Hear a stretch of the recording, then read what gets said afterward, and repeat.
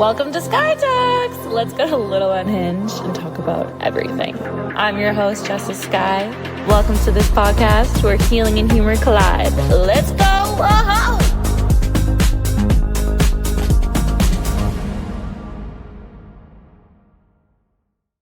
Welcome everyone to Sky Talks. My name is Jessa Sky, and today we're here with a really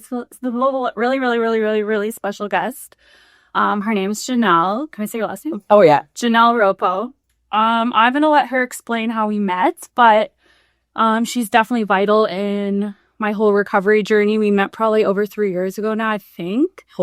And yeah, she owns... Actually, I'm going to let you tell people kind of what you do and who you are, and then we'll kind of just go from there.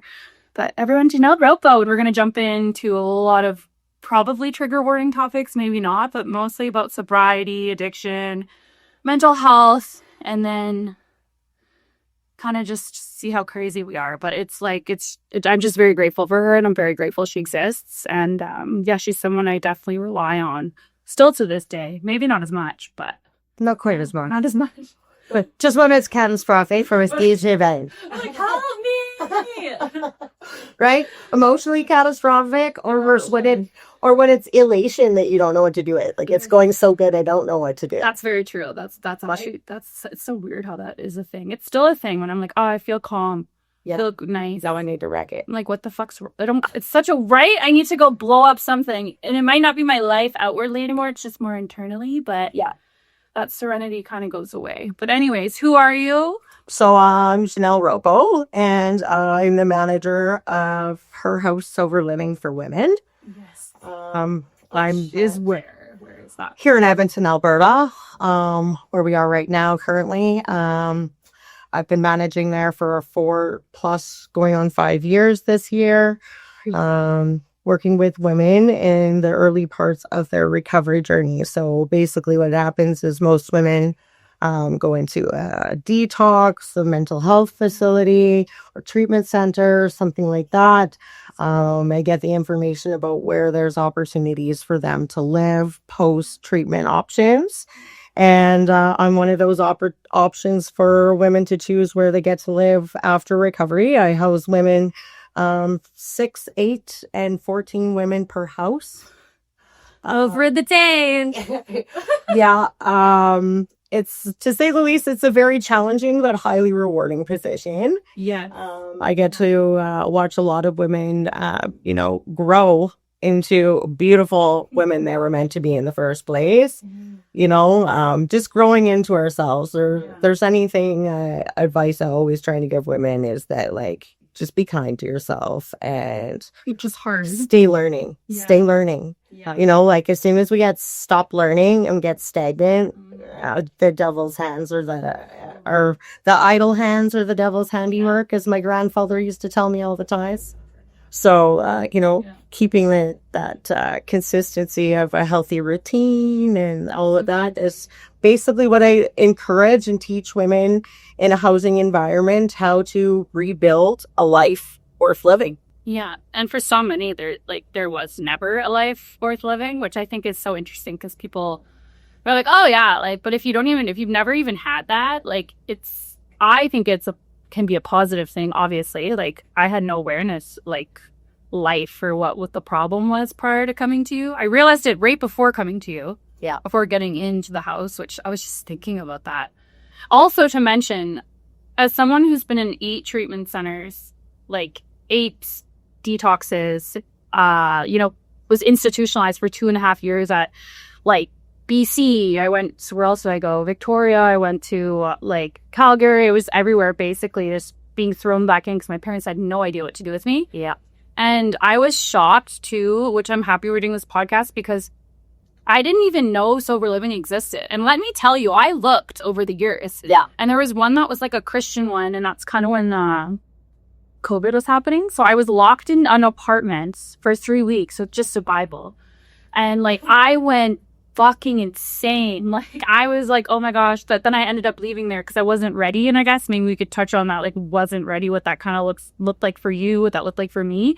But I didn't, basically this sober living where I went was you actually were able to be in a safe environment, not be in a treatment center where you're like locked away. So you actually had the chance to like live life and like be out in the society. But when you came home, you were again with like 6 to 8 women, which luckily I had someone at the time that was really close to me. So that was like totally God's favor of like, that's why I went. And you let me have my dog. But yeah, if you're watching this and don't ask to bring your dog, okay? No pets allowed. No pets allowed. But Janelle was like, I feel like you never say no to people.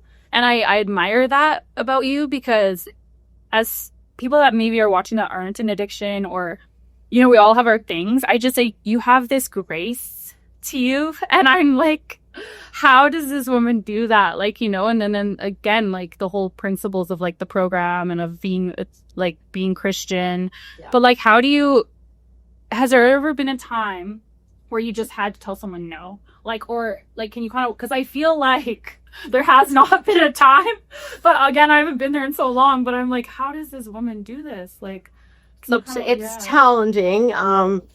So I wouldn't say that I say yes out of a people pleasing. It's more out of a sense of understanding for what each individual is going through. So I really try and treat each female that comes into my world as an individual.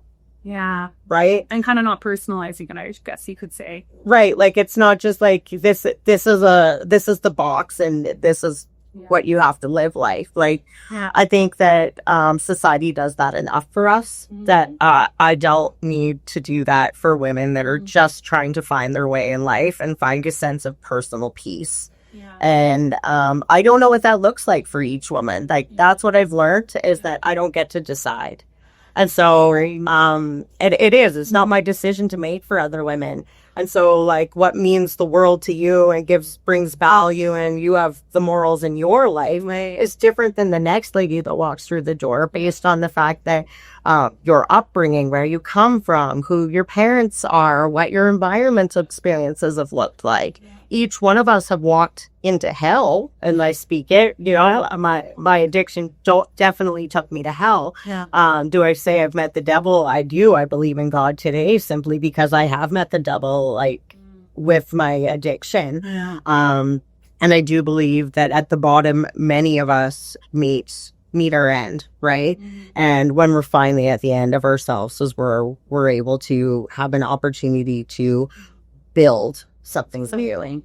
Build something new, right? And I always say, like, I get a lot of women that are like, oh, I want my life back. I'm like, but do you really? Yeah, no. This is the thing. We have this like perception in early recovery where we just think we know everything. Yeah. We just think we know. And that it's like when you actually surrender and like just be willing, because that willingness, that's why I couldn't get my shit together for so long. Because like that willingness, like people, like I thought I wanted it, but I had no idea what I wanted. I thought alcohol, drugs were the problem. That's not the problem. So until I was like, okay, I'll go to sober living, I'll get a sponsor. And like, that was really like, I'm willing to do anything. Yeah. And that can't be taught, as someone told me. Yeah. It has to come from like, you know, God or whatever, whoever's watching this, whatever you want to call it. I call it God because it's God. Yeah. Something above myself, where I was like, okay. And then it's like that awareness too. I didn't have awareness for 8 years. I swear. Like, I thought, like, looking at what I know now and like how I'm in my internal dialogue, like, I swear, I don't know if I'm obviously not the only one. It's the self-centeredness, but I didn't have that. Like, I don't remember, like, it was just completely gone there. Does that kind of make sense? Like, I don't remember anything. The healthy awareness is something that we gain through working the steps. Right. Right? And so I always say that we can see this far to the end of our nose. When we're in active addiction, it's all about me.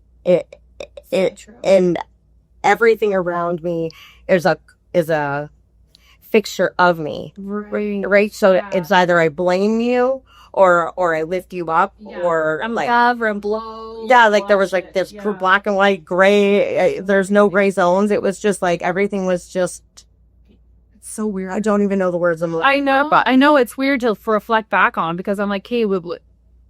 Like, I remember that specific moment being like, oh, like, I'm fucking insane sober. Yeah. I let friggin' someone live in my house from detox and like trashed my place. Like, that was what got me to be like, holy fuck, it's not the alcohol and drugs. Like, I did that shit sober. What the fuck? Like, literally so humbling. Like, and it's like, I swear there probably were more moments like that throughout the 8 years, like getting a DUI, like all these things, but that never it's just so interesting. I swear I didn't know what resentment was. Yeah. Like I didn't know what they meant by fear. I didn't know what I was like, huh? Like now I'm afraid of freaking heat and bugs and losing people. Like those are like my three biggest fears. The two might be a little irrational, but like I thought it was like I'm afraid of spiders. Like, but if I'm operating out of fear, which I have been the last 6 months, like I was miserable. Okay. I had no connection with God, and I was starting to like really like without even picking up that drink all the time. It was me Sabotage. just not feeling like I was starting to become a shell of myself. Like that people pleasing thing came back, hanging around people I didn't even want to hang around. Like I didn't lose anything materialistic or my life, and no one really knew that I was suffering. Maybe some people knew, but like people like into but I didn't want to talk to anyone. But I started in isolation with us. People like us is to die, and it's so interesting. Like, can you in a nutshell tell people because she just celebrated a little while ago. 9 years of sobriety, which is so crazy. Can you kind of just explain how you got into it? Like if we could do it in like 5, like just try to like, how you wouldn't have to go to detox and share your story? Something like that in a nutshell. And only what you want to share is that real. Oh, well, I'm an open book. She's an open book. Pretty much an open book. The truth is, I recover out loud so that people that are still living in the prison of addiction have an opportunity to find hope that they too can live a life without dope or alcohol, right? My story is I started using drugs and alcohol to avoid the discomfort of sexual abuse at an early age. I was about 11. I didn't really know at the time. I'm obviously on reflection with healthy awareness right now, right? But at the time, I didn't know that I was avoiding unhealthy behaviors being held against me as a child. And I started using drugs and alcohol early. Marijuana, crack cocaine, alcohol, cigarettes were all something I entertained before the age of 12. But I was also a very mature young lady, I received my menstrual cycle at 11 years of age, right? So like I had a full grown female body already by the age of 11 or 12, right? So it wasn't hard for me to sneak into a bar. Like the early 90s, there wasn't scanning IDs or like any of those things. They're gonna let you in. Yeah, you wear the right booty shorts and you're in, right? Mine is 30. Like, yep. Absolutely. Our sweet humor, everyone. This is one video you got to make. Yeah. If I couldn't laugh at myself, I'd be in big trouble, right? I'd live in the shoulds and the shame, and I don't live there anymore. So that's a beautiful thing, right? And I'm able to laugh about it today because it's not who I am. My addiction doesn't define me. And it does allow for me to be of great use to others. Totally. And so never in all my wildest dreams of my 22 years of active addiction. So those of you who missed it, started at 11 and I arrested use at the age of 33. Through the process of using, drugging, and drinking, I committed crime. In order to feed my drug habit.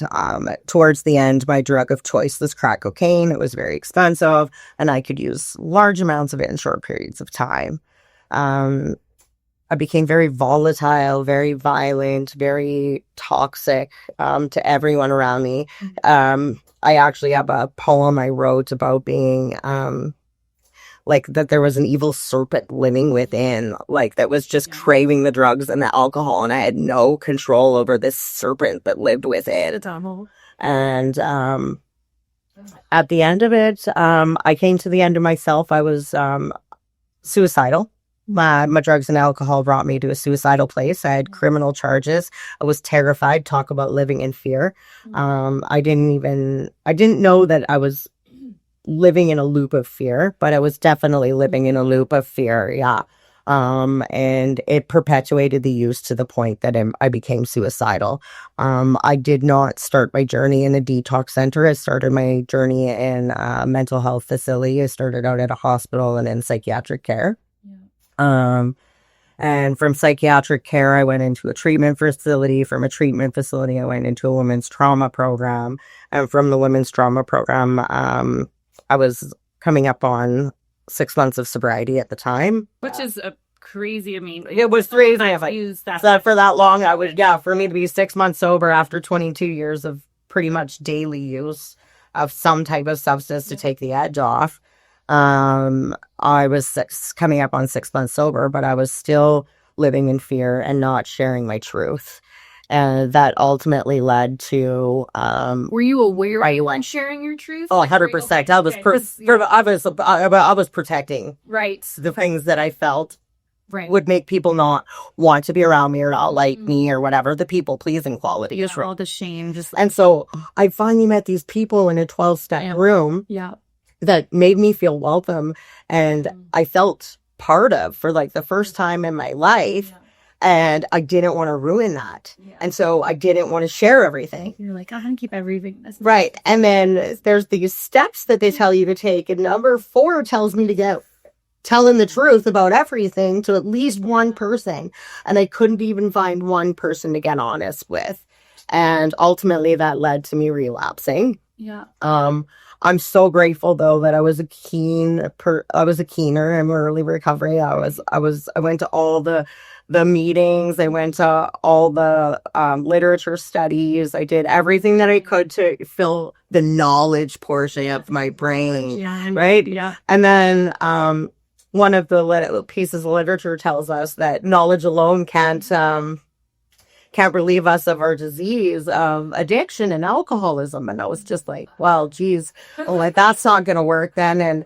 And I was full of knowledge, and I'm grateful for that, because ultimately through the relapse process, the knowledge that this program had worked for hundreds of people before me was like, and I watched it, I was seeing it. I had evidence of it because I was getting to know these people, and I was like, well, if it can work for them, why can't it work for me? And that was a switch in my thought process. That was one thing you remember, like that was right? Like it was one of those definitive moments in my recovery where I was like, why am I doing this in the middle of my relapse at a moment of clarity? And I stopped instantly. I got into my vehicle. Yeah, not a good thing, guys. I'm not condoning under the influence use of motor vehicles. We're honest. But the truth is that's part of my story, right? I got into a vehicle. I drove straight to my dad's house, and I told on myself that I'd been using and drinking, and that I needed to get back to the place where I'd been on Friday, which was not using and drinking. And on Sunday, I was a mess. Right? But quick. Thank God. Thank you, Jesus, that it was that quick.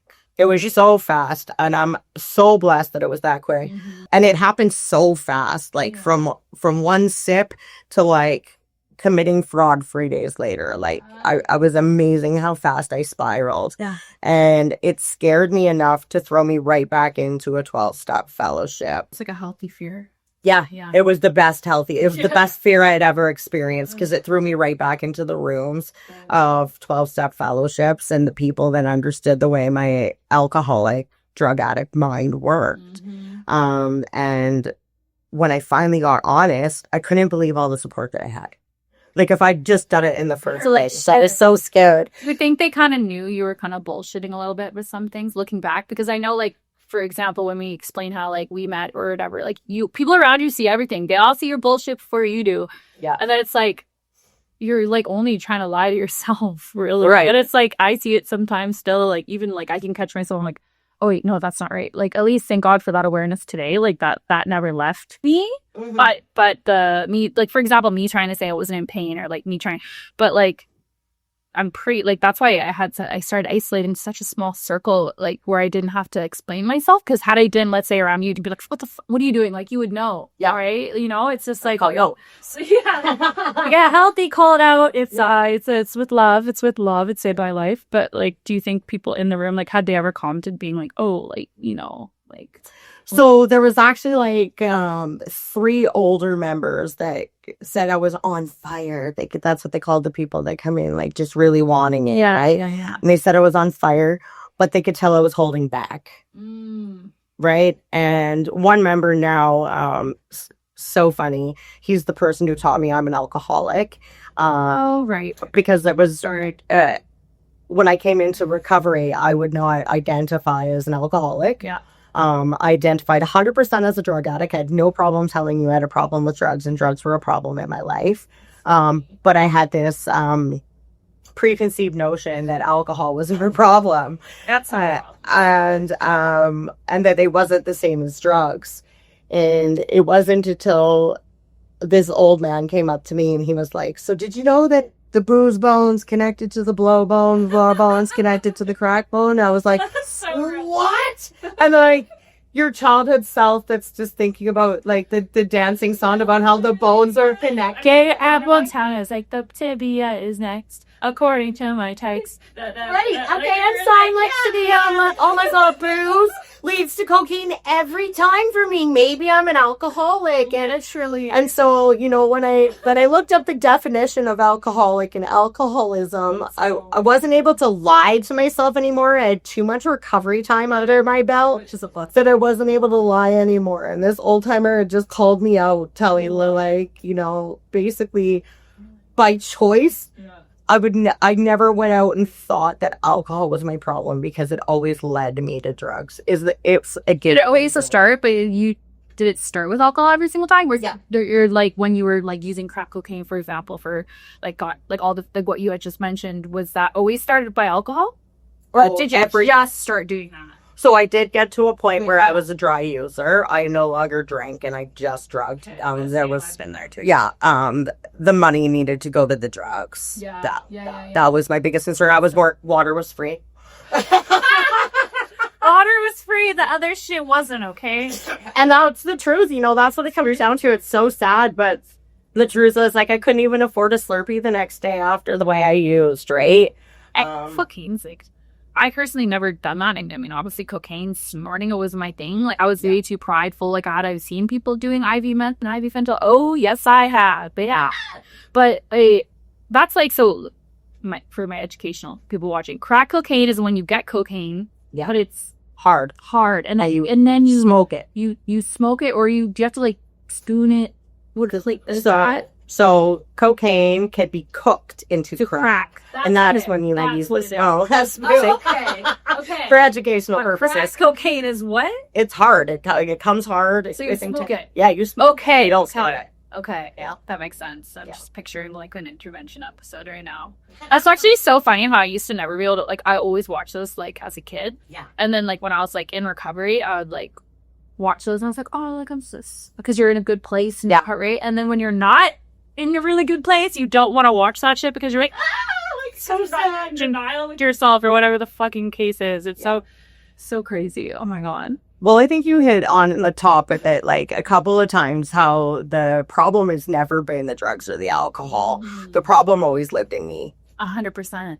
Right? And so a lot of people don't understand that. They don't. No one is. We think that, like, no normal, what we would call neurotypical, healthy child who's been raised in a healthy environment with what, you know, psychiatrists and psychologists call proper, a secure home, healthy healthy parents, etc. No normal child at 11 years old picks up drugs and alcohol. And I remember some of my first thoughts being like, oh, the world would be better if I wasn't in it. And those were some of the thoughts I had at a very young age. And I remember thinking it would just be easier if I wasn't here. And so, like, I was never having active suicidal planning, but from a very young age, I had suicidal ideation. The idea of not being present sounded pretty good. Yeah, I can relate to that. And it's probably like trauma based. Like, you know, I have parents that are recovered alcoholics. Like, recovered's a bad word. They don't drink. But it's the best word for my parents. You know, they both arrested use, but neither one of them have found what you have found, what I've found in recovery. No, they haven't had a family of recovery and a support system and a new way of living, a new way of thinking, a new way of treating myself and treating others. Like, beautiful thing. It is. Like, I couldn't ask for a better life today. And if you would have told me 10 years ago that sitting in a room with a bunch of other drug addicts and alcoholics, a book, and a power greater than myself was going to relieve me of the horrific life I'd been leading and the desire to sabotage and avoid life in general. Not feel... Yeah, I just didn't want to be present. And it started long before the drugs and alcohol ever came into my life. You said that good quote where it's like, I don't know who said it, but it's so true. Like, you know, when I just want to sleep because it's the closest thing to being dead. Yeah. Like, it's like, whoa.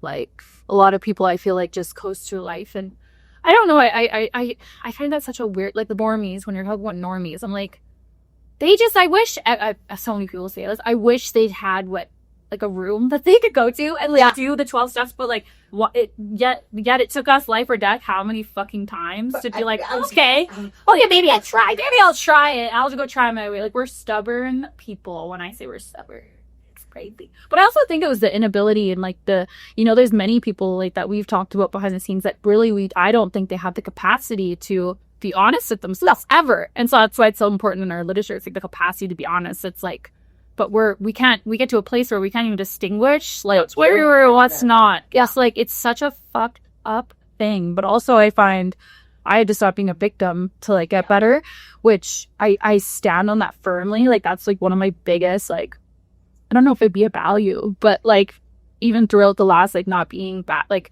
in and out of recoveries for the last like year and a bit, like not rarely picking up or anything like that, but it was me dry, like what you just saying with your parents. Like I didn't want to be around anyone. I was just focused on if anything, I was a workaholic. And it was just, it's so silly how our brain, like we're like the only disease that we had. And some people might think this is a disease.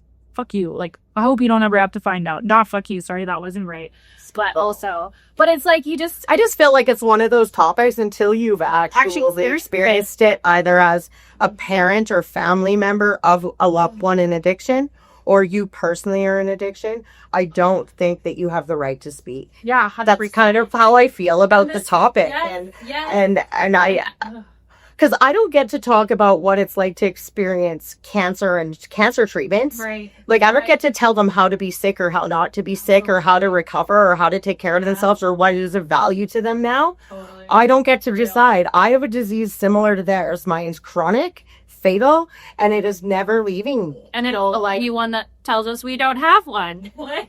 Right? If you get it. Yeah, it's the only disease that tells you don't have a problem, or you are the number one problem, right? And I am the number one problem, and it took me years to figure that out. It took putting down the bottle, putting down the pipe, putting down the straw, and the money, the lifestyle. There's addicted to chaos, the drama, like just being involved in all of it, like. Yesterday I went out to help with a client of mine's daughter, and what a nightmare. I haven't had to live in that kind of chaos in so long. Like, I get to just help now, but you use like her phone, you guys. I even muted it for today because it was really important. It's years this woman. Whenever I'm going to lunch, they're like. I have 2 phones too, but not for that reason. And honestly, I'm feeling really grateful right now about that. My stupid storage being full, because her phone, she's like, and Rose, like when I was there, for example, I knew she'd always answer that fucking phone, and I needed her to answer that phone because my life was like, you know what I mean? You kind of got basic choices, but at the same time, like I think you talked about that at your 9 years, and hopefully I can paraphrase it if that's okay. Mm-hmm. Like 9 years she's been on this journey, and like you have BPD like me, and we're so alike in so many ways, and I love it. But the last year of your recovery, you really, like a friend had told you, you really need to start taking care of yourself and boundaries for yourself, because you gave everything. And then now this last year, like I didn't even recognize her when she showed up. I'm like, girl, you're glowing. Like, like you could see her taking care of your mind, body, spirit, soul, and then everyone else, because that's kind of what happened to me the last 6 months. I was doing everything for everyone. And I love doing everything. But my new motto is after me, you come first. Ooh, I like that. Isn't it? After me, you come first. Janelle Ropo, after me, you come first. I mean, I can actually hear her phone vibrate. Yeah, it's for so going off right now. So funny. I love it. It doesn't stop. And you know what? I'm grateful for it. Like, there was a period in time when I first got clean and sober that, in 12-step fellowships, they have sponsors, and my sponsor told me it was time for me to sponsor, and I was just like, okay. So I was trying to help these women through their steps, and I found it defeating as fuck. Like, it was really hard because a lot of people don't do the work, and a lot of people don't make it. Like, out of 100 women that come in, 5 of them are going to attempt to actually do the work. That's the statistics, 5%, Really crazy. right? So 5% is 5 women out of 100 that walk through the door are actually going to even attempt the work. And so how many women do you have to work with before one's going to do the work? And like my sponsor was like, but is it working for you? Like, are you sober? And I'm like, well, yeah. And she's like, well, it's working. And I'm like, but it's deceiving. Like, you're like, we're not listening to much. That's like the hard truth shit that your sponsor will tell you. And you're like, oh. Right. And she's like, but it's working for you. And so I like kept going and kept going. And then I'd heard a member that was like 26 or 27 years sober speak to the fact that there's more books to read after you've worked through the steps. Ooh, that's and good. show that That's good. it's a foundation to build a life upon. Right. And so real. I was like, oh, you know, like it's time to start broadening my horizons, learning new things. Like that was the purpose for which I got sober, was not to stay stuck in a 12-step route. Thank you. But to build a life worth living. Do I need 12-step fellowship? Yes. Do I need the 12 steps to align my life to? Yes. I don't naturally do it on my own. I need a menu or a itinerary, a checklist. No, there's a, they're looking for. Is it in the book? Do we grasp it? What's it called? A recipe. That's the word I'm looking for. We need a recipe for life, you know, like, so it needs to tell me from step A to step B to step C to step D, this is what I need to do. And so, especially when I go back to fear, because fear is something that so much of society walks in now, and we don't even realize they're walking around conscious. It's so scary this time, but also I'm excited about this time. Like, me too. Yeah, I had fear. We were talking about off camera about some things lately, and then it was kind of like God just took that away. I just opened my Bible and it was like Romans 8 to 12, and I was like. And then it popped up in another day thing, and I'm like, God, it's so cool. Like, it's when you're actually like willing to like look and listen and have your like be in God's lens. It's like I am protected. But when you stop doing it, or if like it's the fear creeps in. Fear is what going to be that. It's very scary to see everyone operating out of that. And I shouldn't say everyone, but a vast majority of society, when you walk around, people might not be using drugs and alcohol to sabotage their lives, but they're using credit cards, overspending, overeating. Them to escape. I did that the other day. I still do. I still sabotage. My tire popped, and I was like, I'm getting freaking Popeyes, and I know I was aware it wasn't what I should be doing. I should go to a meeting, but I didn't go at it. I had fucking Popeyes, okay? Like, we're not perfect. We're not perfect. And, like, ultimately, if I make it to the end of the day without picking up drugs and alcohol, that's a successful day. Seriously. It really is. Expensive. Like, anything, I don't care. It's just a podcast. And at the end of the day, I mean, I'm the one who has to live with me. I'm the one who has to deal with my choices. I'm the one who has to look me in the mirror, and I'm the one who has to meet my maker. Seriously.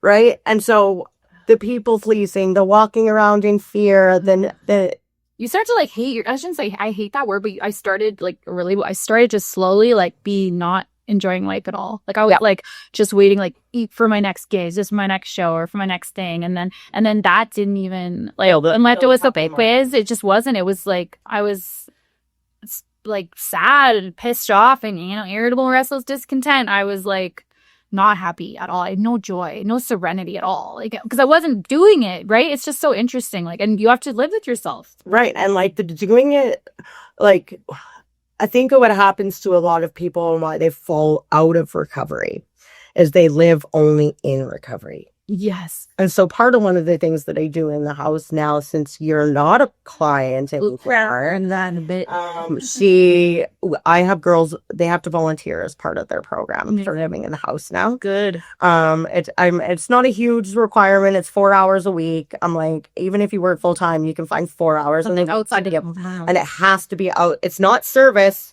It is volunteering, which is explain the two. Okay, so service is being of service to a 12-step fellowship that has brought you into recovery and giving you the freedom, right? So being of service there means that I'm doing work to keep that fellowship's doors open, whether that's serving coffee, chairing a meeting, to detox, going to detox to share on a panel, sponsoring, those types of things. That's service work. That's part of being of service in your fellowship, and it's part of step 12.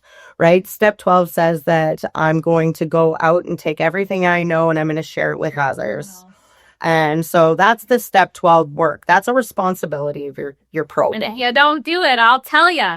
It catches up with you. It doesn't go good. No, it catches up with you. Yeah, it for sure does. And it's selfish. So I said that in another meeting the other day. It was like, how could I not give away what was given to me? And it was like, ooh, and I did that for a while. Like, now did. And then I got busy and all these fucking excuses. And really, the only person I was harming was myself. Really. And I felt the other time as a woman, I was really bitter how many women don't stay. So many.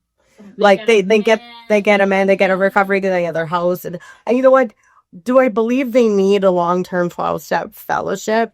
Not necessarily. I know a lot of people who live very beautiful lives after finding the 12 steps and building a life. Even if they get connected with someone in the rooms. Like how, for example, we still talked. I wasn't going to the meeting. Yeah, like it wasn't every day, but I still had those people I built like relationships I could never ever replace with anyone. Yeah, but I mean, I don't attend meetings like I used to. Absolutely, no, really. I spent the first 5 years of my life in the rooms, and the last 4 years, every day is working with a newcomer, right? Like every day you're like 40 a day. I mean, easily. Again, like my phone's going on as they speak. It's so funny. We should have left it on beeping and just. I feel like you need to answer it. Just so. The next time you answer. Actually, it'd be kind of cool to show people how you handle a call, but we won't. I don't want to put that on the personal letter. Maybe on a further episode, we can find a client there. It'd be in a whole series of this woman. There'll be a client that comes along that'd be totally willing to be out there and boisterous about their recovery and what they're doing. I would be pissed had that happened to me. Actually, it's hard to say. I don't think I would. I was pretty open at the time. Once he came to the house, you were pretty willing to follow some suggestions. There was only like once or twice that you were really stuck in your like, no, I think I know better. I remember the medication thing, and I just ran out. That was my thing. I ran from everything, and I remember clear as day because I tried calling you. I was in the house. I just got in there, just walked in, and then I want to hear what your thoughts were when you met me, but. Like Taylor, I think Taylor. Yeah, Taylor. Blocked that out. But someone, a lady brought me there, whatever, and then she left, and then you weren't there yet, and then someone called me from the number, which at this time I didn't know there was another person, Adrian, which we love you, Adrian, you're amazing, God bless you. But he called and he's like, "Oh, just go over your medications," and I told him my medication, and he was like, "Oh, you're no way, that's meth," and I was like, and the way, because of tone, BPD. If someone gets off from my mail. So I literally remember like automatic response. I was packing my shit, but then I called that person, called you, and I remember vividly like the switch where it was like, don't run. And that was the first time in 8 years where I did not run. And it's so crazy. One decision can change your whole trajectory of your fucking life. Really. Yeah. But I don't really remember. I remember talking. Yeah, like I remember. And I'm like rehab being like, you need to let me in. But like, I don't. And I remember talking about the medication. I remember you freaking out and saying, Adrian, I said I can't have my medication. And I remember arguing with Adrian about your medication. She went to bathroom. I went to bathroom. I was like, since when are you a psychiatrist or a doctor, bro? And I'm like, the truth is, I'm like, I don't pretend to be something I'm not. And I don't pretend to be educated in areas that I'm not. And I am not a psychiatrist nor a psychologist. I have a lot of experience. Taking them, like, taking every fucking medication. Right, and I've seen many psychiatrists and psychologists, and I've suggested the use of them for many years to many women. And men too. There's lots of men that could benefit from a good psychologist. Yeah. Listen, if you're convicted, it's you. Yes, probably, because we're not, daycare centers for broken men. We are not daycare centers for broken men. Okay. Yeah. No, and I'm pretty blessed. I have an amazing relationship today. I have an amazing husband who's like, he's an. How long have you been married now? We've been married for 4 years. We've been together for 9, just about 9. Because I'm over 9 years sober now, so now. That's crazy though, how like you literally for example, when we were talking about it earlier, I was like, how do you have so much grace for people? And like you did for me, and I would not either had I not been allowed to take that medication. And y'all, I would not be sitting here with all of this 100,000% had I not been in that house for the amount of time I did. Yeah, you did a lot of great work. You did a lot of great work on yourself. I love you. I love for real. Because I was like, oh my God. And you know what? These are the moments that I live for, because the job is thankless, for the 95%. So when I say that, I mean 95% of the women that walk through my door don't get this. Yeah. And they don't get it the first time. And they cause a lot of havoc and wreckage for me. and for the other women in the houses, right? Yeah. And so not only am I dealing with whatever records they put forth towards me, I also have to go into the house and deal with however they've harmed others. And you know, we're so selfish and self-centered in active addiction. Like, I had a lady walk into the house. I have 5 alcoholic women that live in this house. And this lady came in just smelling like a frickin' brewery. And I was just like, I was the most unkind I've been in a long time, you know? And sometimes I get there. I like when she's there. It's entertaining. And I was just like, I'm like, listen, lady, you are not, I don't respect you. Like, that was the worst thing I could. know where to hit where it hurts. Right, and I was like, she was like trying to get me to agree. Yeah, she was trying to get me agree to something. And like you were saying, I'm a rather agreeable person. As long as I can't see how it's harmful, I agree that it, you know, everybody's gonna try. Yeah. Right, and so Yeah. this lady, she's like, I'm like, no, you got 5 minutes, and I don't even have like respect to give you that right now. You showed up loaded at my sober house, and the worst part of it is all of your roommates are alcoholics, and I can literally smell you from down the hallway.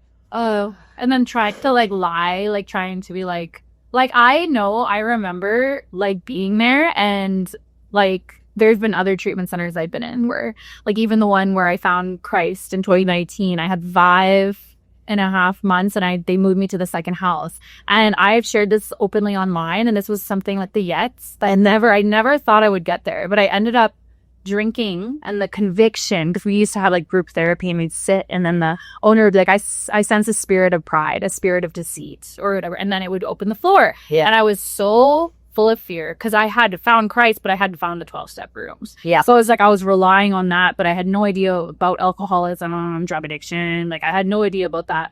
And I remember being in that second stage housing, and I relapsed.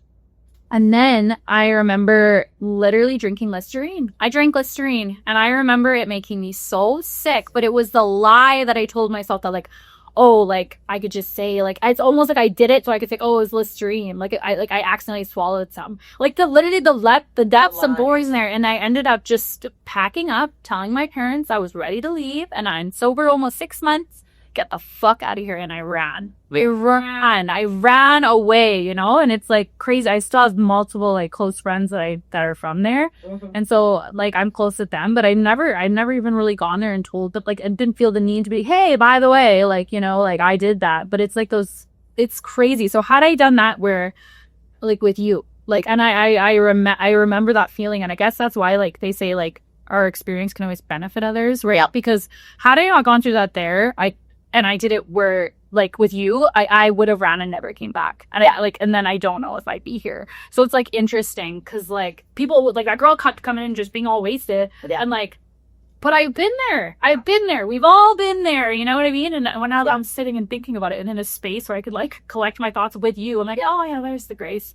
But also, fuck, like, it's crazy how you could see so much of yourself in these other people. But then there's, like, do you tolerate it? Or, like, that's where you need God. That's where that's not my word. And that's why it's like, yeah, you're like, oh, fuck, like, this is God. Because if it was me, like, you're like, the other day I was on. Or saying that there was another thing you were saying. You went to some lady in the chaos, and she's a full blown alcoholic, and she's very angry, very very angry girl. Very broken, alcoholic parents that never sobered up while she was young, so she, has had to be the adult for a long time, had to carry the weight of the world for a very long time. Yeah. And I haven't related to the psychotic part of somebody like that in a while. And so watching this girl rage. Where was it, by the way? Like, it's we were in Edmonton. We were on the north side, Castle Downs area. Okay. In public? Grease Spa outside in the Grease Spa park. Ooh. This girl is raging, running after her boyfriend, just riding for me. Like, my God. Told me to come there and help her, begged to go to detox in the hospital, and then 3 seconds later was fighting the battle. Like, I don't really want to be here. And we went to the hospital. That, like, I've spent 3 to 5 hours, and then when I got home, I had not been so grateful for my sobriety again in a really long time. And watching the crazy, because Like, I know the level of crazy that I reach when I put drugs and alcohol in. And this girl's like, you don't know what it's like. And she's yelling at me, right? And I turned and I looked at her and I was just like, you don't think I know you got it crazy? I was like, bitch, I put my head through windshields and run up people's cars, okay? That's the kind of crazy this bitch is. I'm like, I didn't see you even attempt any of that. You were just screaming, flailing around in a field. Yeah, you don't know shit. That's where you get humbled right away. Right? So true. And she just kind of like looked at me and I was like, I started off in psychiatric care. I needed medication to shut me down. That's what people don't get. There's like, I don't think if people, sometimes I go on the baseline of, like, I go back and forth, but like there's borderline. And then I'm like, everyone's BP when I'm like in a split or an episode. But like, people do not realize, that's why I say BP, because like, obviously, like, I believe in God and like, I don't like distinguishing myself, but finding out I was BPD was such a pivotal moment. Like, even with Greg, when we were like we finally got diagnosed in 2019. Dr. Lee Misericordia, shout out to you. I wrote him a letter thanking him because he's like, there's something else going on here. Because he took the 5 seconds to look at my neck hair and it was like 50 to 70 hospital visits, psych ward, like this. He was like, what the fuck? And then he just did a simple little test on me. And then it was like the shame got lifted off. And I was like, oh, I'm not just crazy. Like, don't get that. They don't get, no. They think it's just alcohol, but like our brains are literally different. Our brains are different. Our frontal lobe and lobing sometimes, okay? Yeah, no. Like, the borderline keeps me from logically being able to think when in an emotional place. So real. So the second my emotions are involved, my logic leaves the room. Window of tolerance?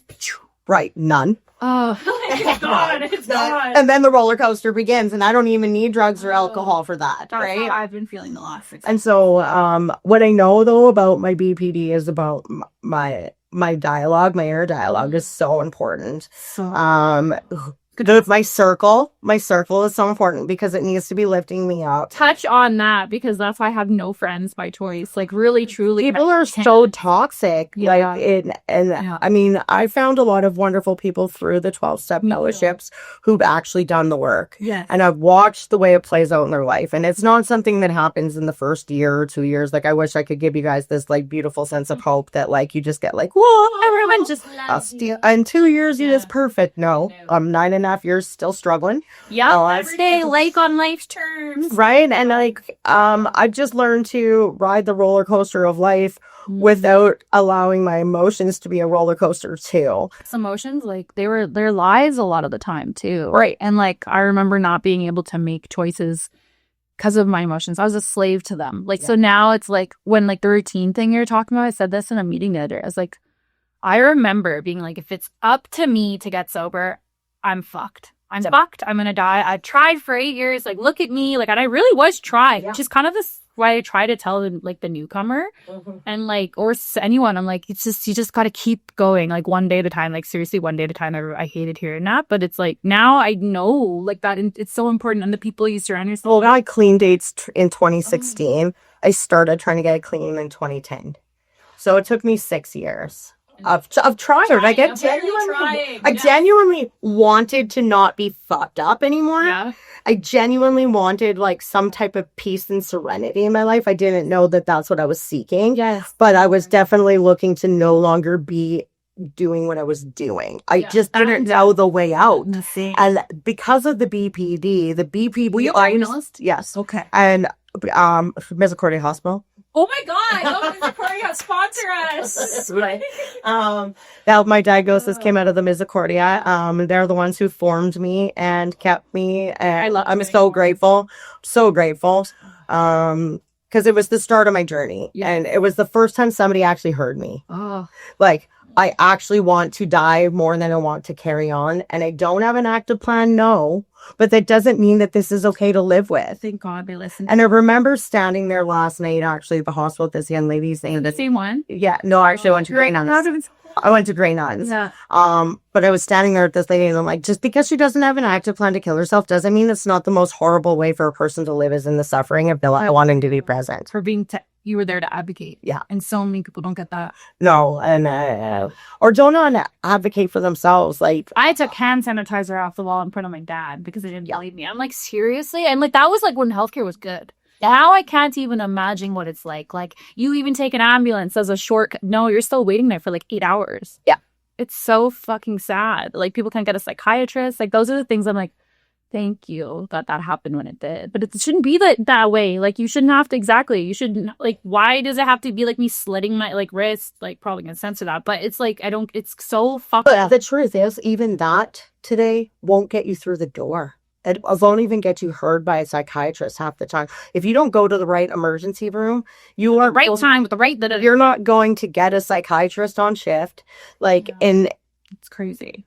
And even if you do, they are so overworked. Mm-hmm. And if, like, the truth is, mental illness is the majority of people suffer from it, because I don't know one perfect human. No. So how they raise perfect humans would be impossible. Yeah, no. And so the way I say to my daughter, I kind of laugh. I'm like, oh, if you don't need a therapist, I didn't do my job, right? Yeah, so true.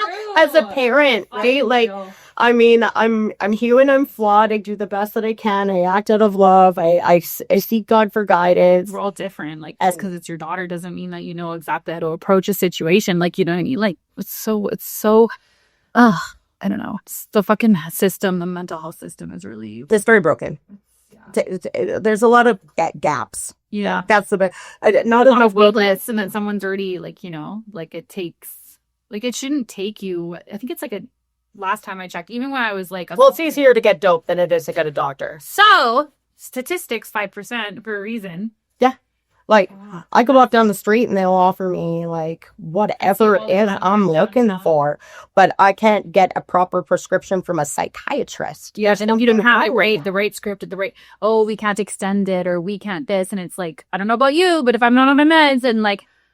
Oh my gosh, like, if I don't get sleep, I'd say this openly online, I go into a sober psychosis. Yeah, I can go into a sober psychosis simply by a bug touching my hand, like, outside a bug. If I don't know how to I know how to calm myself. If I don't do it, if I don't go wash my car, I don't do my things that we learn, the tools that we learn to accept, like, our trauma. Like, it's like, I accept that I'm never probably going to be able to live alone, ever. I accept that, because I tried and I could not sleep. I was terrified checking if the doors are locked 3 times, and that's just how it is. So now I know what I need to do to live, like, this comfortable life and have this safety net. And it's okay. I'm okay with that. Like, 8 weeks to get on a wait list for a sexual assault center, not okay. Already had convinced myself it didn't happen. And then now it's like the resources are slowly being pulled away. And that's why I'm just like, everyone needs Jesus. Like, everyone needs God. Like, you know, like, going back to church was such a huge hole filled for me. Just, like, trying to build a community within my church. Like, like, we need, like, it takes a village. We need support everywhere. We're meant to walk this, like, world alone. No. And it's so crazy because, like, we have the awareness of that, but you know, when people don't have the awareness of that, and that's why there's all this violence and all this bullshit happening. Yeah. Like, I can be crazy and not, like, I can be avidly crazy and want to murder someone in my car. Yeah. But guess what? I'm not going to murder anyone today. I'm going to think about it, but I'm not going to do it. Right. Like, you know, and that's like, what is that? The defect and shortcoming thing? Like, a defect is what I just said, and a shortcoming would be me actually murdering. You're acting. Yeah, I'm actually acting on it, which I guess that's a blessing because of recovery. Like, that's why I always say I'm a piece of shit trying not to be a piece of shit, because people that... Like, oh, I'm such a good person. That's how I was my whole 8 years. I was like, I'm a good person. Like, I couldn't show up for anyone. I couldn't do this. And that was like... Unreliable. Moving for yourself. And I think the person we're least reliable with is ourselves, right? So the discipline, we're not a disciplined bunch. Right? It takes everything I got and live a disciplined routine life.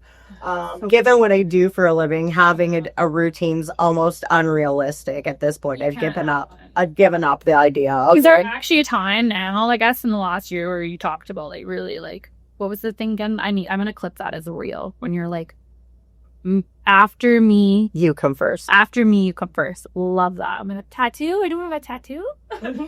Is there actually, like, a set, like, walk me through your day, like a perfect day, not a perfect day, a day where, like, say something like, where is the time for just when you're driving, I'm assuming, then you have people calling you, but also put that shit on fucking do not disturb. So I really learned to just put my shit on do not disturb. Good. Which was that hard for you? Yeah.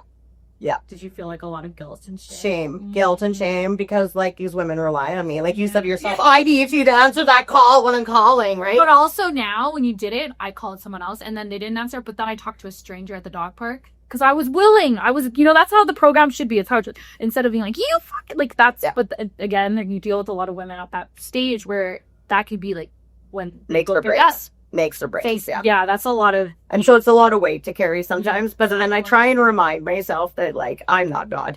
Yeah, that's such right. So, like, at the end of the day, if I'm not taking care of myself, I'm no good to any of these women, right? Period. And so I've started, like, if I'm tired, I take a nap.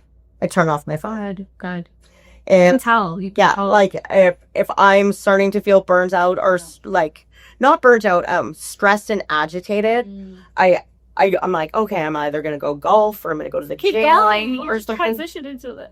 I golf. She golfs. I golf. Like, who knew I golf? I just remember, like, if you know anything about this woman, like, the way, like, and first of all, I had no idea you golfed until your 9th birthday. So, and also, she asked me to talk first. I was like, wow, what the fuck? I was like, oh my gosh. And I also wasn't living, like, back in meetings at all at this point either. So I felt super, I think I'll always feel comfortable with that group, for that building, for several reasons. That's okay. We just find another group that works. But I remember her being like, I golf. Like, and she just talks about this golfing and how you love golfing and you're fucking good at golfing. And, like, she golfs. And I'm like, hey, like, is this a sign? Because I shit you not. A couple months prior, I was like, I need to fucking get into something, like, healthy, like golfing or something.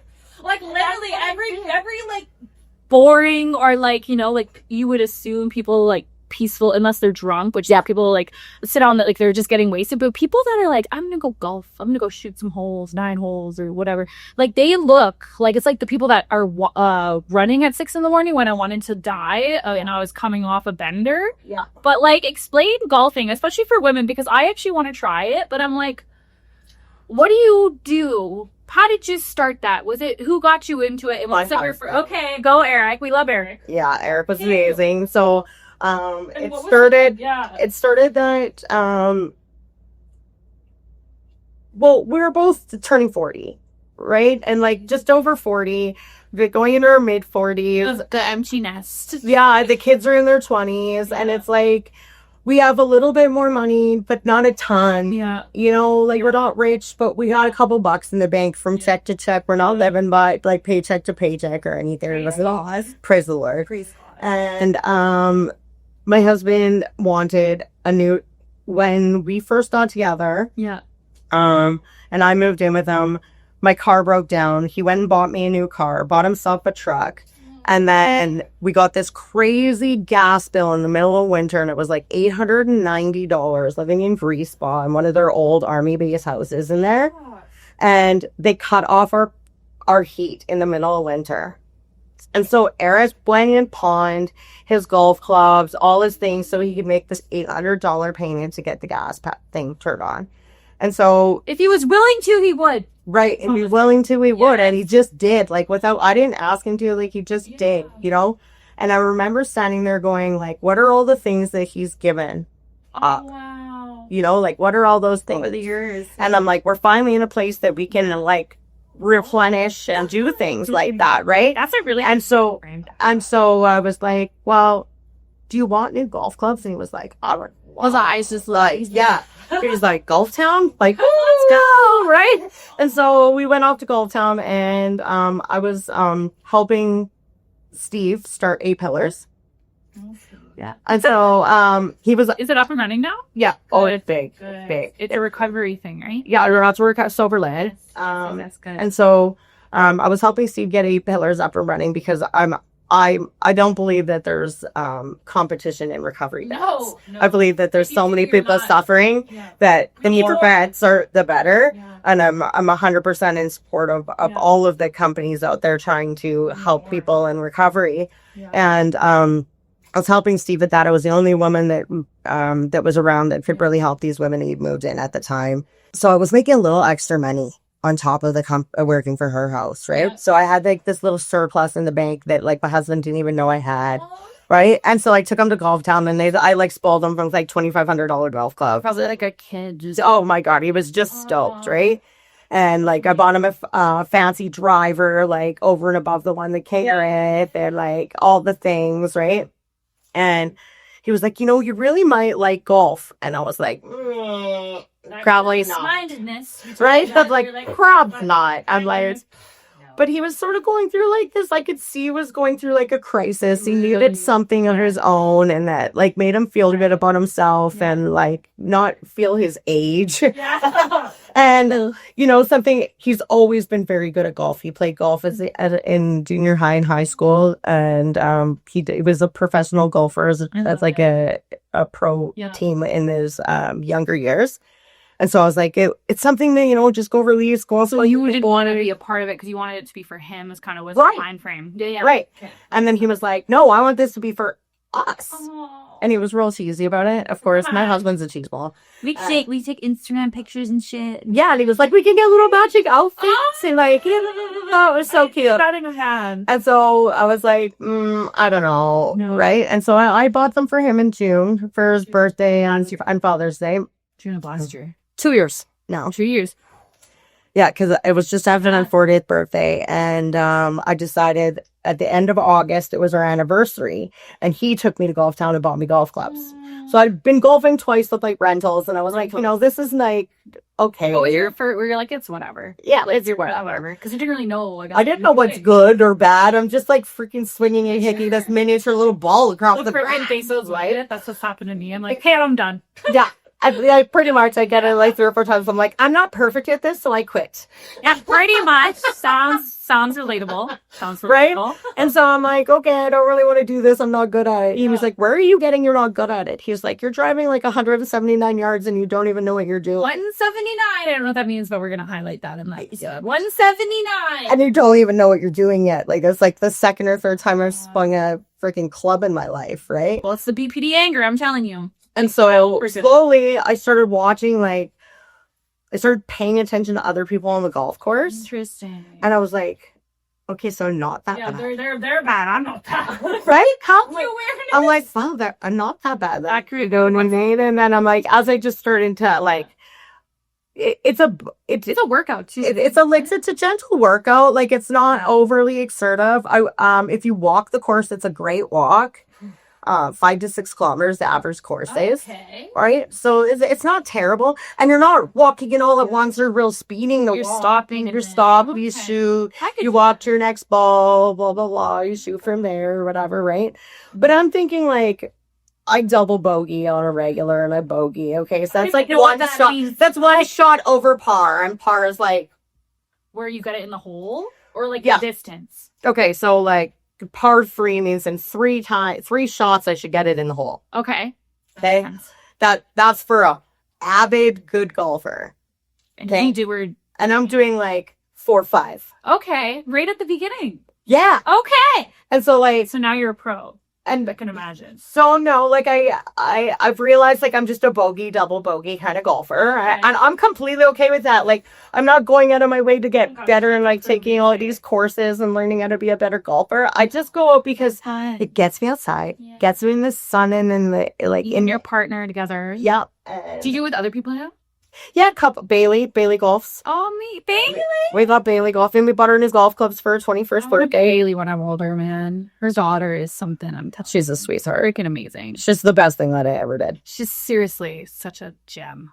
Everything. It's so cool how usually sometimes it can go so the other way. Yeah, and it didn't. And she has so much forget. It's hearing her speak at your 9 years. I was like, holy fuck!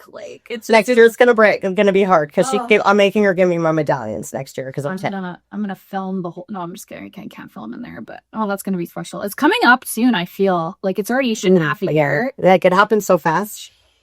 That happens so fast. June to June happens really fast.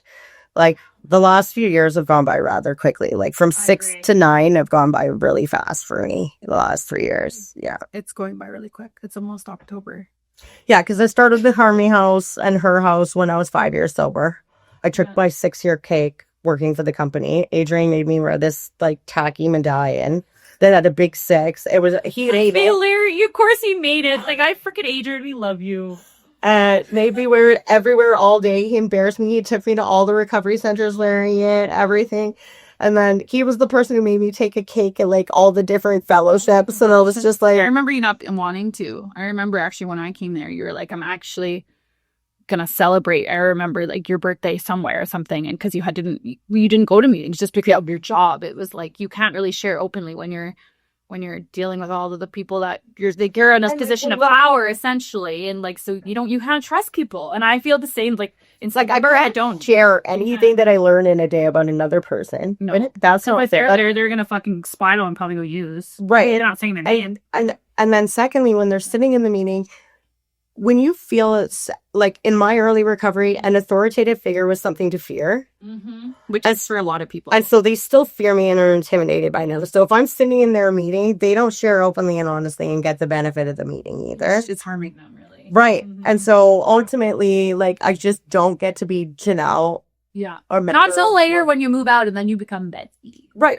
Then you can, this is where I get to build my recovery now, is I get to build relationships with really strong women after they leave the houses, right?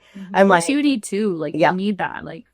And I think part of like my resentment that women didn't stay is part of like the beauty of what I get to see now is these women that are staying and they're and like just like yourself coming and going, figuring out the balance of what life looks like in recovery. Because going back to your career, that's overwhelming. There's a lot to do in a day. There's a lot to accomplish. You want to feel freaking productive.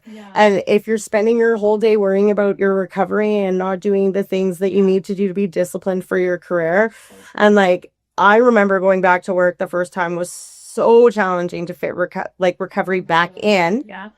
And where did work recovery, like, where did I begin and where did all these things begin and where did I end? And like, it just, there was so much to figure out. It's so true. And I feel like, because I went back to my social work job when I was in, and I had to send stuff off to CBC the other day for like a interview of like, they asked me based on my life story. So they're asking for stuff. So I went through,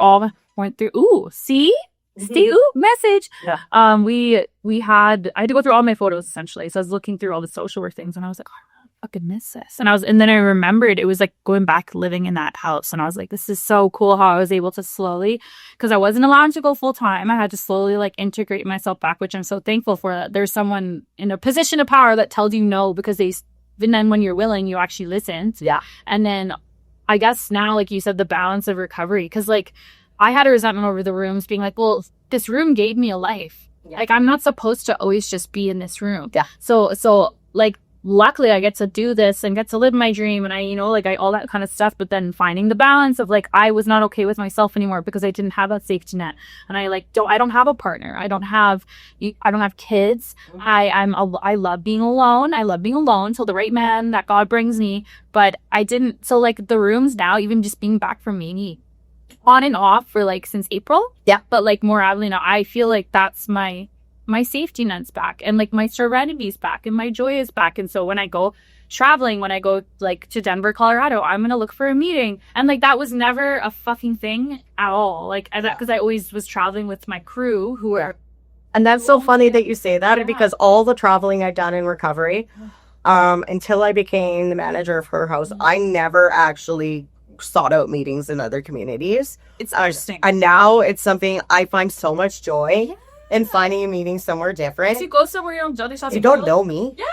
So awesome. I can lie. No, I'm just kidding. No, but like it's like home. I don't know. I think like there's a privilege to being who I get to be in the recovery world of Edmonton. Like there's an honor and privilege to what I get to do, but there's also some shortfalls that for me as a person. Well, you can become isolated and you can't talk to people about certain things. You can, and people that might think that's prideful or not. No, it's not. It's just literally like when people that don't put personal with pleasure or whatever, like this is pleasure. It's the same thing for you. If anything, like you said, it could harm people, it can harm yourself. It can make you feel more isolated than anything. I can only imagine. You can't fucking go to any meeting anywhere. Like you don't have to go to fucking. I mean, you could probably go to Calgary and still see somebody. I know. Like it's like that's crazy. Do they actually have those like secret meetings?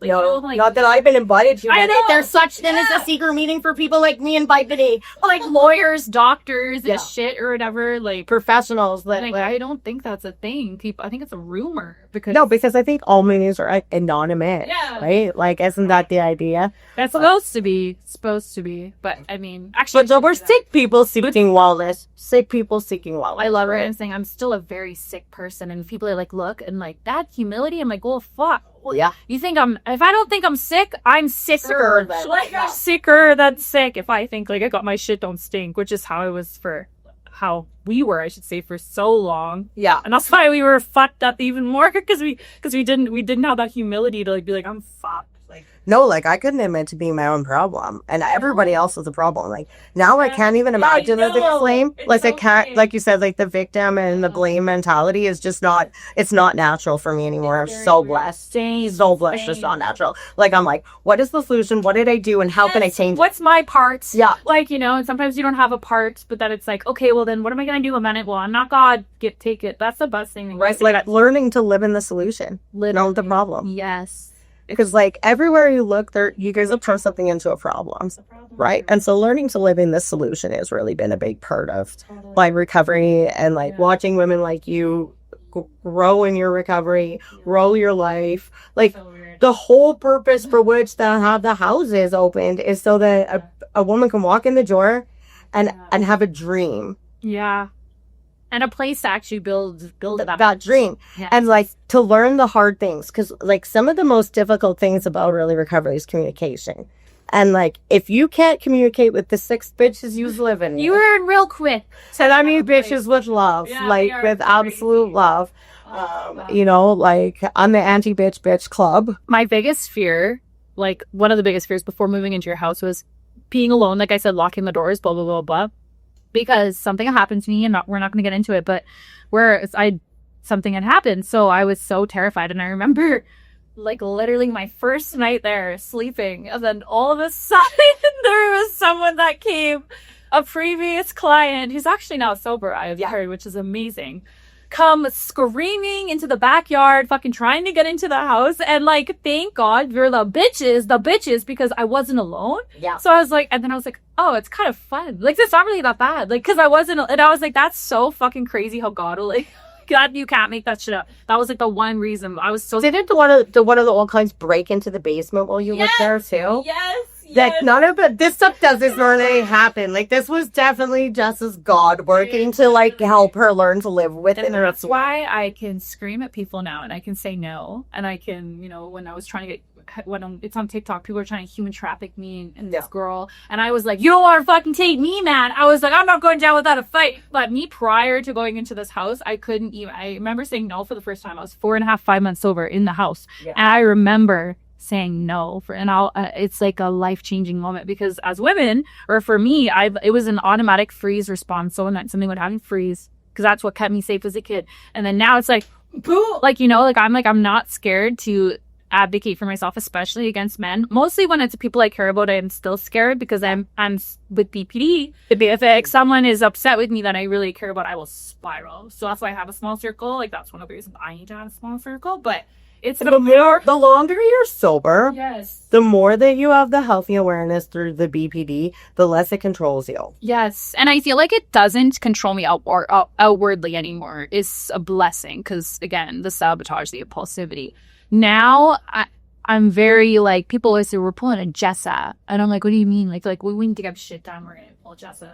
I'm like, oh my God, that's so crazy. From worlds where the worlds have changed, because where I'm the person who gets shit completed. It's so weird, but like now it's like a internal. Like I'm very like the healthy awareness, but I also I would never trade my life for the world, but like with BPD now, I feel like I'm at this, like that's why I came back to the rooms, and I came because like there's this new chapter of growth I need to do, because it's like how you said your internal dialogue is super important. It's very debilitating my emotions. Do I let it stop me from doing things? No. But internally, I suffer a lot. And honestly, just even praying and being back with God and connecting with people is completely. So I have the network of people. But I guess I kind of wanted to ask you, so like you've been at her house for like, because obviously you've had a life, you've lived many lives, you've obviously lived in despair and hell, and like that's what made you into this beautiful woman you are today. And you know, you're working in this community now, but like, do you ever think about like what's the next 5 years look like for you? And I hate that question when people ask me, but I think it's important because I think we have multiple experiences. Yeah. And it's like, what makes you? God's calling me. Yeah. I just don't know what. You don't know what it is. Yeah. Okay. But I felt like can a sense that. conviction. I felt like a conviction over me for the last 6 or 8 months. Very strong that it's like, Same. I don't know if I'm meant to stay with her house still, or if there's going to be changes for her in Harmony House that I'm going to be a big part of, Right. or what that all looks like. What I do know is that over my journey is God reveals to me a little bit at a time. The best, because that's all we can handle. Right? And so, like, I overwhelm pretty easily. My God knows me pretty well. So he just gives me little tidbits. He's like, here's a sprinkle, just wake up tomorrow and do this. Like, Yeah. I totally get that. Yeah. And so, like, I definitely have had a sense of spiritual warfare. Mm-hmm. I do believe that, you know, the devil's definitely been on attack. So God's purpose for my next journey, it must be huge. Like, I just don't know what that is. I'm kind of excited, a little bit nervous, but I'm ready. I feel ready for change. So important. I just don't know what that looks like and on what platform or what level that change is going to be or where it's going to be. I feel big too. Right? Like, I don't think we'd be able to comprehend it, even if we knew. No, because I couldn't That's how I feel right now. I couldn't comprehend running her house 10 years ago. That's so cool. And now can't imagine you with like not being there to do that. Right. And so, like, what does that look like? I mean, 10 months ago, if you'd asked Bailey if she'd take over from me or Adrian, she'd tell you no. And in the last 5 weeks, I watched that girl step up. I'm so proud of her. Like, she's really just taking over the men's division. And like, How old is she? 21. Best thing I ever did. Fucking best thing, for real. She's such a well-rounded human. She's really is so compassionate, but not a people pleaser. She has good boundaries. She's like holistically, like she's got all of the things like working in synergy. Like, and it's really beautiful to see it. It's an honor to like watch her, and even just it's really nice because I feel like a lot of the younger generations like that. Yeah, like her generation, they like that, and I'm like, fuck, which gives me hope and faith for the future, like with God and with everything happening. All like the spiritual warfare is so fucking real. Yeah, like I've been under attack, and you know, I don't generally experience any obsession to use anymore. And you know, 2 weeks ago I was held captive for over 4.5 hours, stuck in the obsession to use.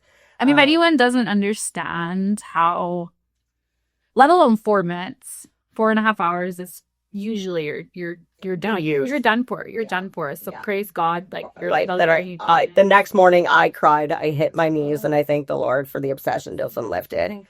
And like I honestly thought, like, because of my DVD, I automatically go to like the catastrophic thinking, right? Like, and so I'm like, oh my God, I'm stuck like this. I'm back in the obsession. Something broke.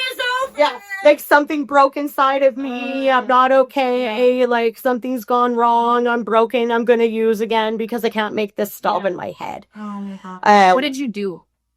I told on myself. Good. Right? So, like, the number one thing it tells us in step 1 is to get honest. And I was like, I just got honest out loud. I'm like, I want to smoke crack. Yeah. Right now. Like, and I'm like, oh my God, I need to tell everybody. Good. And so, like, I told my best friend, Say, and I told my husband. And then when Bailey got home, I told her. And that was fearful for me because I really don't want to perpetuate fear in life. Yes. Right? But I also had to get real honest because it's like, she's the person I work with every day. She watches me when I'm not okay. And the devil would have used that had you not told her. It could have festered. Like, that's the thing. It's like this. He's not powerful, but he is sneaky. Right. And so Bailey actually took it really well. She was like, of course she did. She's like, Mom, she's like, I'm so glad you got through that. Are you okay? What can I do? She's like, maybe you need to go to online meetings like in Hollywood or something. I mean, it's just like where people don't know you. Like maybe you need to get back into meetings, but doing it differently. Like maybe you're meant to come to LA with me for 3 months. First I had a criminal pardon. Yeah. Can you please just a criminal pardon? No, that's true though. I mean, that's so she's so her brain go to Hollywood meetings is crazy. That's so funny. Right, but she's like online meetings 24/7 meetings, right? Technically. Like online. Like I should be able to find a meeting every couple of hours, really, anywhere in North America. Fuck. I think that happened just because of like we said, COVID brought on Zoom, brought on meetings that are accessible to people who wouldn't even be normally able to it. Yeah. Yeah. So, I mean, there's a lot of beauty in what came in that there's a lot more connection for people that are suffering, but it also distance people so much. I say isolated them because that's that balance, I guess, you talk about. But I don't know. I feel like such brightness for your future. Like even just seeing you today, like it's always like a warm hug seeing this woman because it's like a lot of people in my life today don't know me from before, and that was really hard for me, especially. Like, that's why I went back to Sherwood Park meetings because they all know me when I was flopped. To me, it was a mess. Right? And a lot of us, it's actually very healing. Like, I feel Greg in that room. I feel like it's just nice to people that know you before. And not even before you change and become that. Like, I'm still the fucked up, crazy person. I just, like, don't ruin my life every single day. But it's a very familiar, comfortable feeling for you. And I also... It's nice to see you taking care of you. And not that you didn't take care of you, but it's I think if anything, what you're doing right now with like her house and with your life and like going golfing and things like that, it's like you're taking care of yourself, but you're also like being a model to me, a model to all the women, which it's such a beautiful thing. It never goes to your fucking head. It's never once gone to your head ever. If anything, it's caused you utmost fucking stress and chaos, which is such a beautiful thing because a lot of people... It's just, you don't sense any of that pride from you ever. And I haven't. If anything, you were like, I'm fucking crazy at BPD right now. We're doing our house meeting. And it was very monumental. And to me, being like, this is how, like, being unapologetically myself, but also not using that as an excuse to be a piece of shit. Right. It's like, I can be crazy and fucking weird. How, like, be myself. And I don't feel, I'm okay with myself. I'm okay with myself. I think that's the most beautiful gift I think I get to give women is that I just don't apologize for being messy. I don't apologize for anything anymore. Seriously. Like, I just live the best way I know how each day. Yeah. And the only person I'm in competition with is myself. Yes. Right? I don't compare myself to other women. I compare myself to yesterday's version of me. Right? I don't either. Sometimes I can. I don't scroll as people might think I scroll. I look on TikTok and it's all about fucking all the shit that I'm into, like BPD and stuff. But I can walk into a room and like my cousin's wedding, for example, like I'll just say a wedding that I went to. All the bridesmaids were like so scared to walk down that aisle. Like they were terrified. They're like, I need a drink. I need this. I was sober there.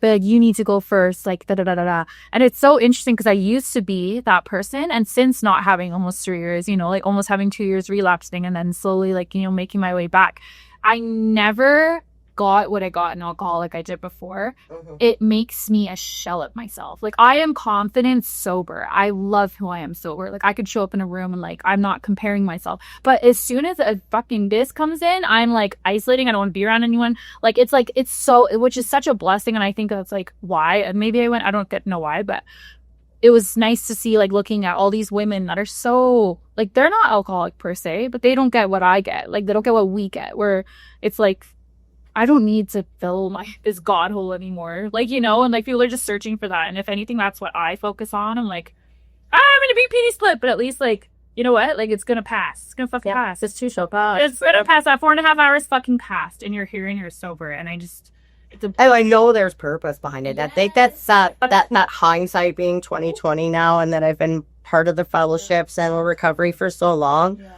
I know that at the end of every battle, there's like, in every storm, there's a rainbow. And God makes everything, He turns everything for good. And that's right. A fucking promise. It's a promise. If I get out of my own damn life. Yes. So that's one of the things I tell myself all the time. My best friend Faye used to look at me all the time and she'd be like, you really, really need to bring it. I'm going to hold your hand when I tell you this. Yeah, but like she used to just tell me like all the time that I need to like be, it's another thing I lost in my brain again. Fuck ADHD. No, it's so bad, y'all. Thank God she let me use my meds and sober. Look at me. I'm medicated right now, and it's still. So am I. It's fading away. Right, and I mean, I used to have shame in medication. Like, let's talk about that first. That did. Like, people are like, oh, I was a slave to dope and alcohol for years. And then I was arguing with this girl yesterday and she's like, they're just going to numb me. They're just going to numb me. Like going to psychiatric care. And I'm like, no, like that's the lie.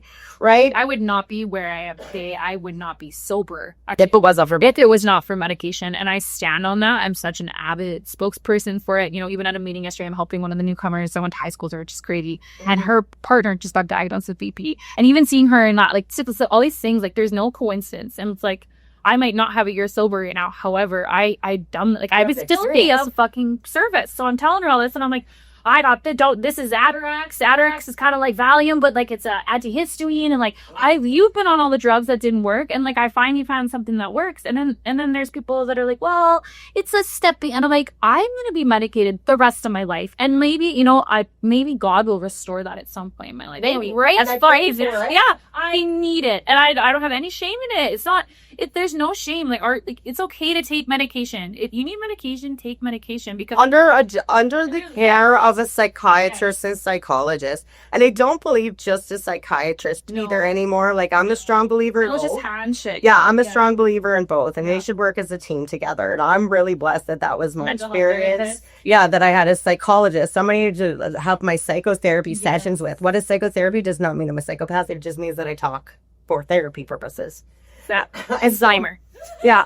So having a psychotherapist, and that psychotherapist would report back to my psychiatrist. We're together. And so before I was even given my first medication, I was assessed for a period of 3 to 6 months, and I had over 18 months of sobriety.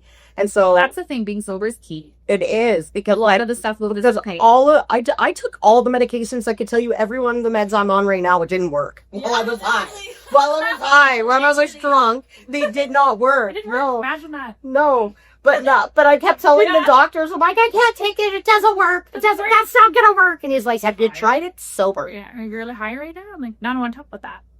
That's just kidding. But so at least you showed up. I never showed up to anything when I... No, now I'm sober. I show up for all that. I show up 100%. It's crazy how the tables turn when you're sober. How much and life gets easy, not easy, but when you're medicated, that's what I wanted to say. Waking up in the morning should not be so debilitating. If you have depression, it's why not take something where you can actually get up in the morning? It's that's not a cop-out. That's not making you less than. That's not making you weak. It's simply just a radical acceptance of your situation. It is what it is. And people that think so much about themselves, it's women's trauma teaches us, trauma programming teaches us radical acceptance, right? Thank God. Thank God. Because with the radical acceptance, I'm able to live in my reality. Which is so... What a blessing. And the first time I heard this was one of the most valuable things I heard say, acceptance doesn't spell like. Ooh. And then never trying to go through ACC. Yeah, God did the whole word. And personally did it with you. And I do it every time I say it. But acceptance does not spell like. Never have I had to come into acceptance and liked what I have to accept. Which is rarely the case that I always go, page 417, page 417, I just scream it. And I'm like, I'm fought for those little things to just restart. And page 420. Well, 417 to forward the whole thing. The 420, but is where you go right after 417. Okay, that's it. That is highlighted. I don't have it memorized. Oh no, it's all about how serenity is directly proportional to our expectations, and how expectations are so harmful. No expectations. The expectations are just premeditated resentment. So more resentment is anger. That was what kept me trapped a lot of the time without being aware of it. I would have high expectations. So people pleasing. Okay, so I do all this for you. Why are you not doing for me? And they never fucking asked. That was another big thing. I was like, yeah, shit. And then someone's like, they didn't even ask you to do that. And I was like, oh. And that was another change. An epiphany moment, right? I'm like, am I doing this for self or for them? I'm like, is this self-seeking right now? And I avidly think about that all the time. And that's a beautiful awareness of purpose. And so the difference between I put down the bottle, I put down the pipe, and I put down the straw, and I did nothing. Is miserable. As I'm a miserable, irritable, moody, discontent, dry, drunk, dry, high, tight. You'd rather us be easy. You'd rather be dry. Than a person who's actually living in recovery and living sobriety to its fullest, right? Because sober is just not using. It's the abstinence of putting in the substance. But living in sobriety and recovery, right? Living in sobriety and recovery, it's a choice. We choose to put what's seeking wellness above everything else in the day, right? And it is something I have to put before everything else. Because the second I put it second, I'm fucked. Yeah. And if it does look like I'm fucked, it'll be there the next 6 months had I not had that realization. Like, right, it was kind of just like, fuck all of this. And not even to drink or use. Like, I didn't want to do that. It was like, I was just like, checking out. Fuck that. It just is associated again. Just not really. Just letting people treat me how they treat me. Started, doing things that didn't align, like with men, people, places, things, like things like that. I was just like, and then I feel the shame. I wasn't drinking, but didn't matter. I was acting out on things that are against my moral compass and allowing people to treat me a way that I would never let that, like 2 weeks prior. Yeah. So it's just like, it's so true. You do have to put it before everything else, which I don't know all the time, but at least I have a choice to go, like, to choose, like, and as soon as, like, I guess you lose the power of choice, you're kind of fucked, like you said. Yeah.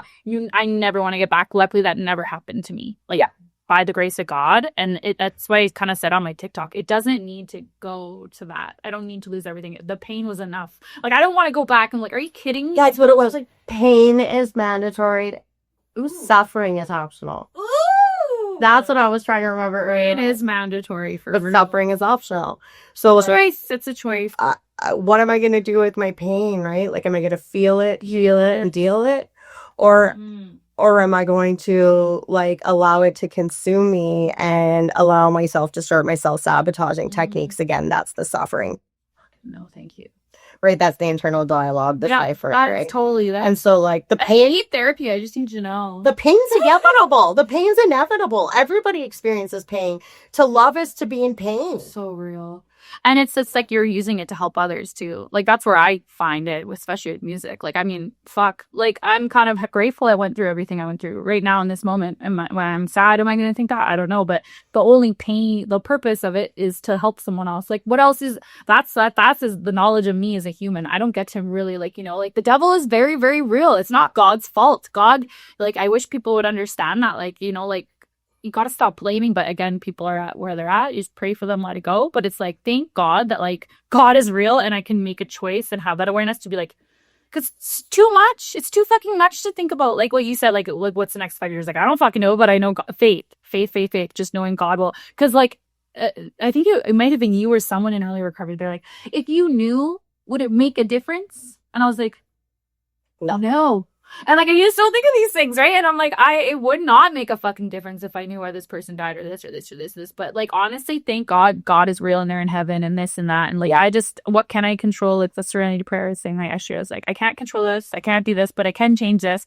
So I can go donate these stuff here and I can do this. Like, it's just such a blessing, like, that recovery exists. And I feel like so many people they still don't know about it. It's, like, crazy to think. And it's funny to think I was a highly educated woman. Right? I had 3 different degrees. I was in my 30s. I lived in suburbia, owned my own house, 2 vehicles, kids, the whole 9 yards. I didn't even know detox existed. It breaks the stigma, what you think, what she was saying earlier on in the episode. Like, you are in crime. Like, no, like, you don't, like, stop judging, like, literally. Like, what you just said, and you're going through it during there. Yeah. You could hold it all together until you couldn't, right? Like, it's not every person on the street. Like, my God, like, it's... No, I didn't identify with being an addict or an alcoholic because I wasn't drinking out of a paper bag on the street. That to me was that's an alcoholic. I remember that in rehab. In my brain, I was like, that's what isn't a drug addict is homeless people, is people that are drinking out of, drinking their street, right? Like, and I was just like, seriously, most addicts are actually very successful people. Mental level intelligence. Over 75% of addicts that get tested reach over mental level intelligence. Interesting. Do you realize what we're trying to silence? Our brain.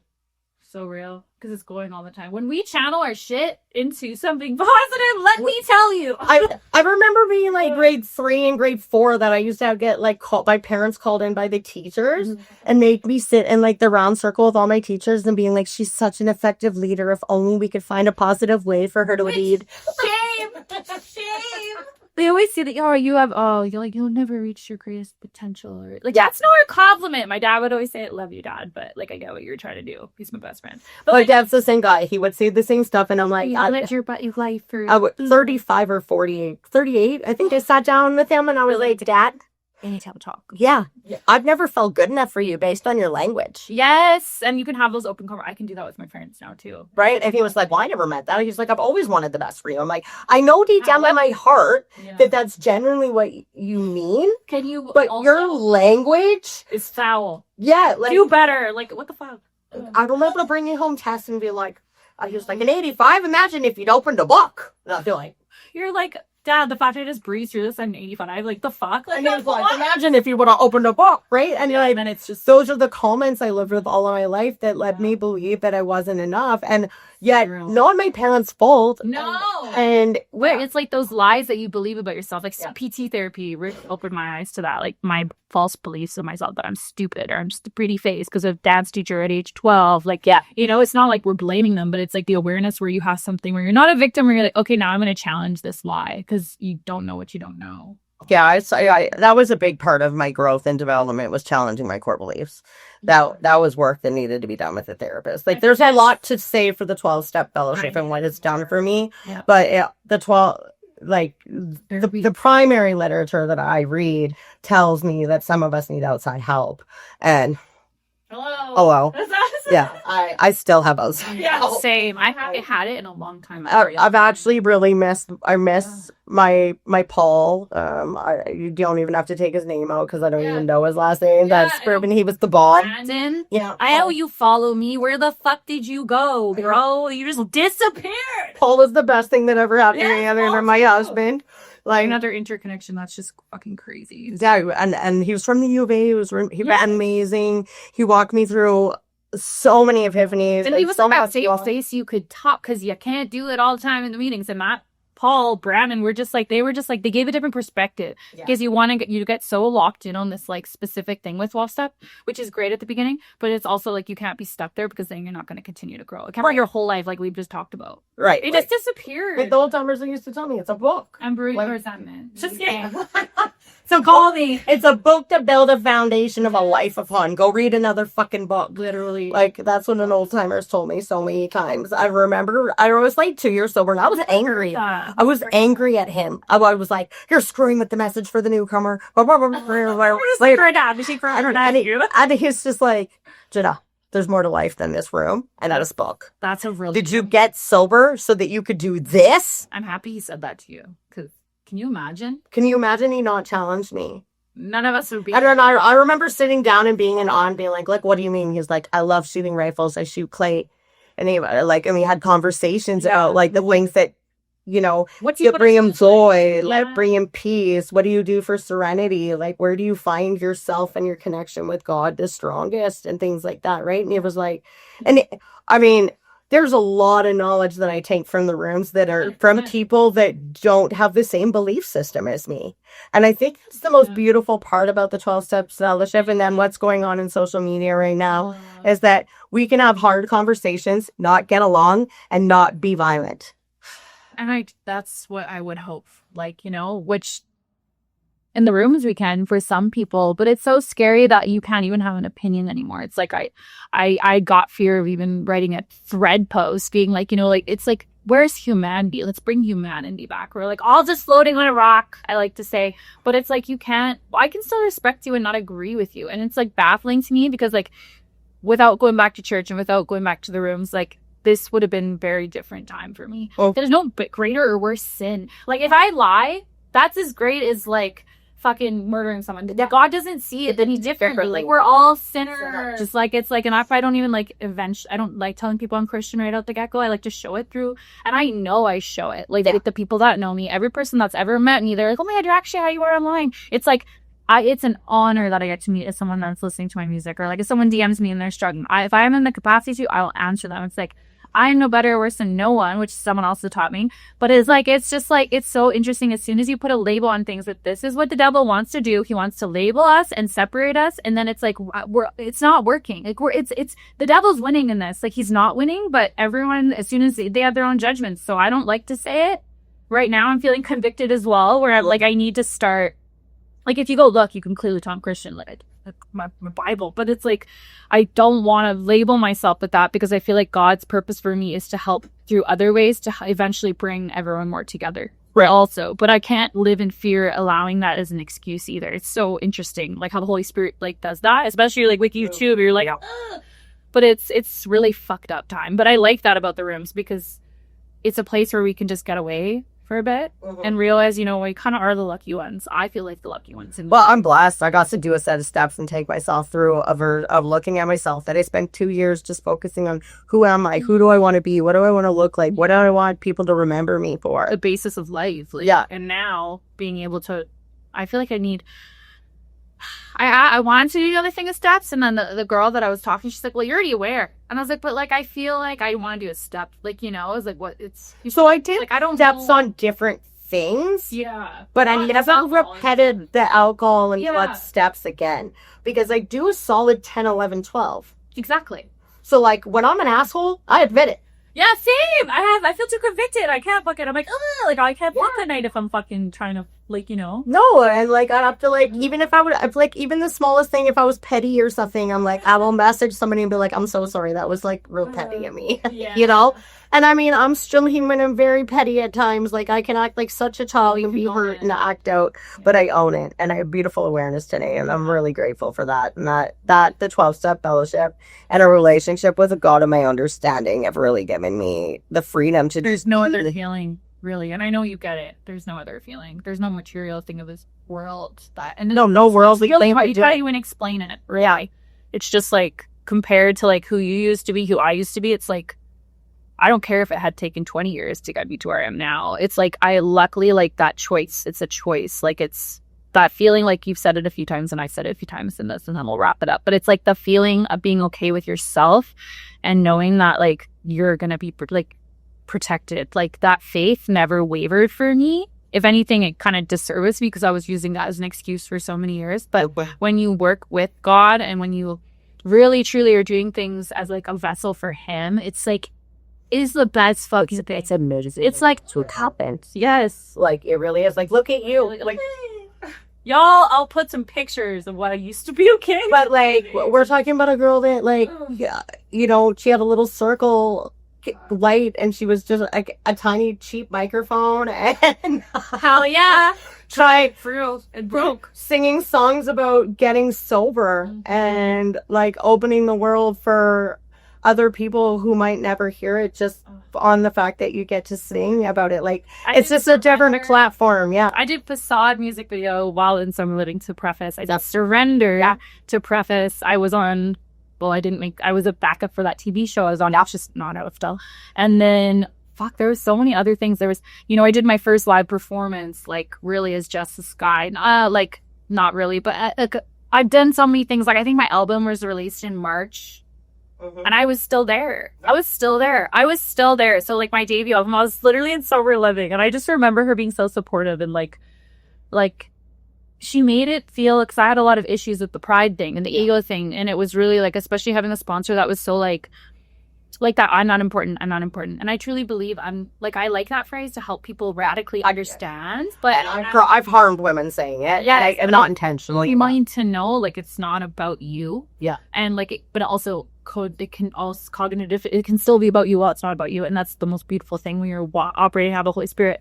But like, she made it okay that like, she's like, no, like it's not, you're not being prideful. Like you just like, you were able to show me that it's like my purpose and my passion, because that's always been my case since I was a little girl. That's how I got through my sexual abuse. That's how all those things, like I just wanted to be on stage. That's all I fucking wanted. Did I think it would happen? Absolutely fucking not. But like it was cool, like to all those things, like people like now it's cool that you're on here because people understand. Like I was literally in Sober Living with nothing on welfare ways, like, you know, like literally I had a Mercedes at a sober house and I was like, this is so fucked up and wrong. Like I can't get rid of my car loan because I don't have $40,000 to pay it out. And it was just like, it was like this time of my life that was so monumental to like get me to who I am today.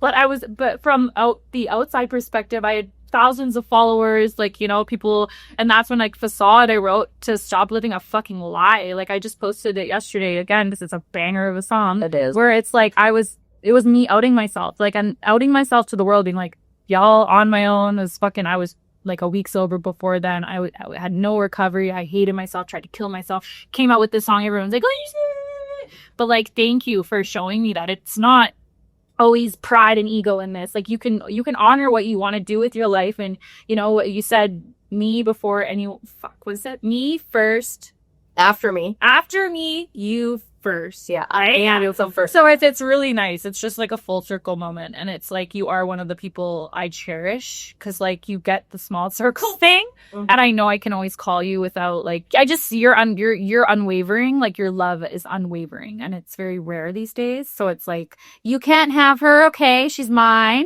and out of my BPD. But if you are struggling with addiction or anything, I will put all the links to her house because it definitely saved my life, and I didn't know about it. So it's needed. We need more of it where we are. More of it always, unfortunately, but I love you. I'm really happy that you came on. I love you, and I'm so glad I got to come here and chat with you, and I look forward to another day where we get to chat more as you grow and in this next stage of your recovery and balance. I think that's where you're at now, sister, is balance. It is. Yeah. And it feels good. It feels good. It felt uncomfortable, like you were saying at the beginning. I was like, it's too good right now. Like, you know, and then I just prayed, and I was like, it's okay, just enjoy this. Be in the moment. Oh, God takes it away. God, let you help me. Yes. Let me Let you help me. get me out of my own way. Seriously, it's because I'm the problem. Yeah. Over and over. I say that proud, but sometimes I forget what that means. Just like I'm the problem instinctually, but like, what am I saying? Right. But yeah. I feel like I need to have you. I feel like the only time I'm able to pull this woman away from her busy life is to have her on podcast. So I might just have to do it bi-weekly. We'll have a regular check-in session. You can check in online. Right? Gosh. Yeah. So I guess to wrap it up, we'll just maybe say who you are again and her house, and then if how people can apply, I guess, or to find out. Again, I'm Janelle Ropo. I'm the manager of Her House Sober Living here in Edmonton. Basically, requirements for living in one of my houses is being 5 to 7 days sober, being able to pass a drug and alcohol test, and being able to reach out to me. I don't really have a large media platform or anything. I'm rather full on a regular basis, but I'm willing to work with any woman who is willing to do the work for herself. I'll make sure Jess posts the phone number and Facebook. Maybe I'll do the Facebook first in a form, not the number, because you're busy. But we'll make them work a little harder. We're going to find you on Facebook. Find me on Facebook. Yeah.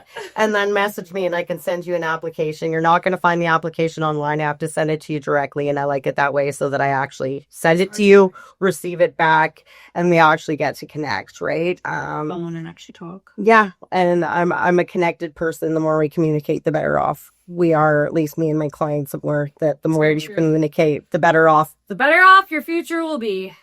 Yeah, well, I just get to offer the suggestions and the information and the experience. You're putting a human behind this brand and behind this like idea of getting sober. You actually get to personalize it and feel important because you are important, and you get to know someone on like a personal level because I mean it is the rest of your life. You should honor it as such. So right, wow, like we only get one.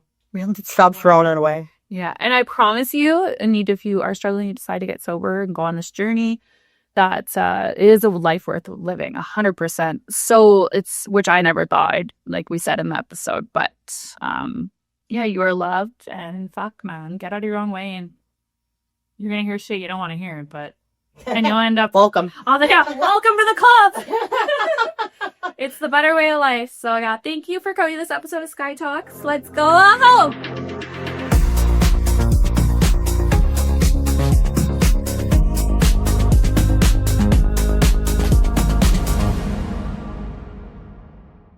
I love your air raids. They're the only ones I have left. Every single other one broke.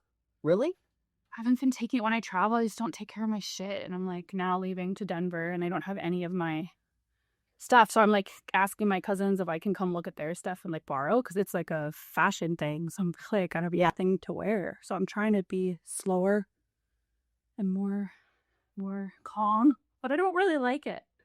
Yeah. When I popped my tire. So what does that say? To not be calm? Like the fun?